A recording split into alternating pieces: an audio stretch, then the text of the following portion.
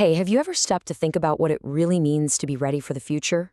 Well, today we're going to dive into that very question by exploring three incredible stories from the book of Matthew. Each one has a critical lesson for us on preparation. So, what did Jesus himself have to say about this?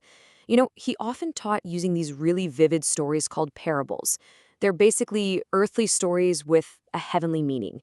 And the three we're looking at today, from Matthew chapter 25, are his direct, powerful answers to that big question. All right, let's jump into our first story. It's often called the parable of the 10 bridesmaids. To really get it, you got to picture a wedding procession at night, a massive celebration in that culture.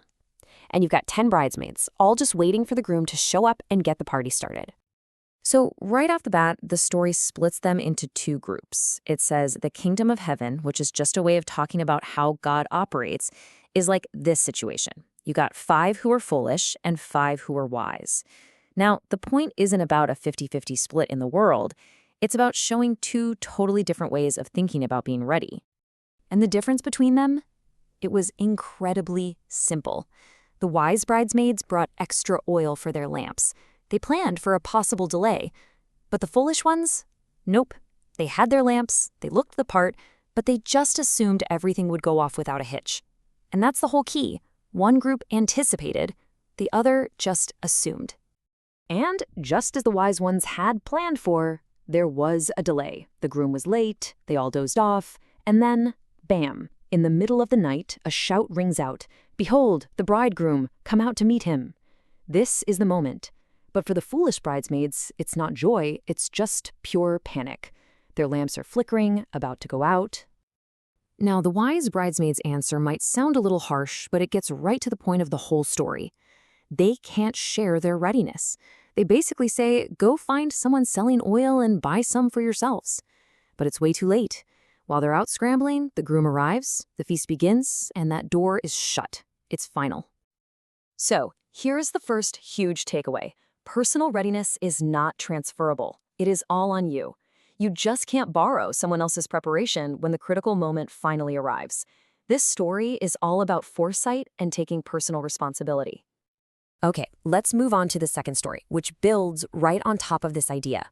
If the first story was about waiting wisely, this one, the parable of the talents, is all about working faithfully while you wait. So in this one, a master is heading out on a trip, and he entrusts his wealth to 3 of his servants. And it's really important to get this. A talent wasn't a skill like we think of it.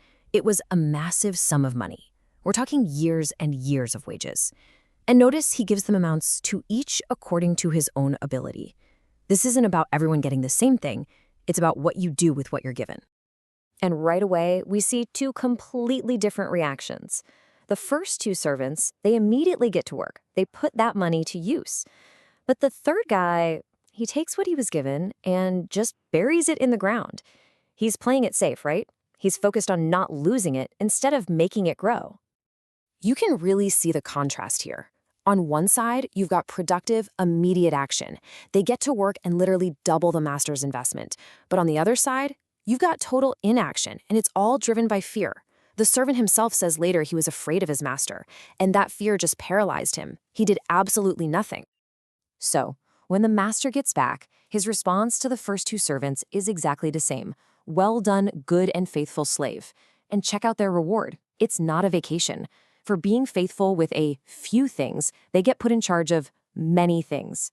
They get more responsibility and an invitation to share in their master's joy. Faithfulness leads to more trust. Whoa, the judgment on that third servant is incredibly harsh. The master calls him an evil and lazy slave. But why? Because he did nothing. His inaction, his total failure to use the gift he was given, is what gets condemned.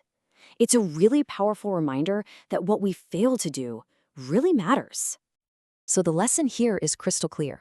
Being ready isn't just about sitting around and waiting patiently. It's about actively, faithfully, using the gifts, the resources, the opportunities that we've been given. Our faithfulness is ultimately judged by our actions. And that brings us to our final story. And honestly, this might be the most challenging one of them all. It takes this whole theme of readiness and connects it directly to something super practical, how we treat other people. This is the parable of the sheep and the goats. This scene here is nothing less than the final judgment.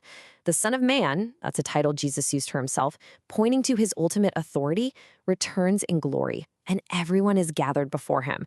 And he makes a separation, as simple and everyday as a shepherd separating sheep from goats, something his listeners would have seen all the time. So what's the dividing line? What's the one thing that separates these two groups? Well, it has nothing to do with religious titles or big fancy gestures. It all comes down to simple acts of compassion. The sheep are praised because they fed the hungry, they clothed the naked, visited the sick. And the goats? They're defined by all the things they didn't do. The separation is based entirely on how they responded to people in need. And here is the big twist. Both groups are totally surprised. The righteous ones, the sheep, they have no idea what he's talking about. They say, "Lord, when did we ever see you hungry?" And the king's answer is just stunning.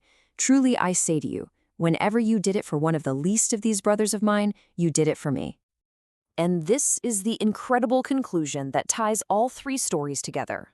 Real preparedness isn't just about having personal foresight or even about being a faithful worker. At the end of the day, our readiness is measured by our compassion in action. How we treat the vulnerable, the forgotten, the person in need is how we are treating the king himself. Okay, so let's pull all of this together. These three stories, they're not just random ideas. They actually build on each other to paint this really complete picture of what a ready life actually looks like. It really boils down to these three things. First, like those wise bridesmaids, you've got to be personally prepared. That's on you. Second, like the faithful servants, you've got to faithfully use the gifts and opportunities you've been given. Don't just bury them. And third, like the sheep, let your life be defined by real, compassionate action for others. So, I guess the question these stories leave us with is this. If the king returned today, what would your actions say about you?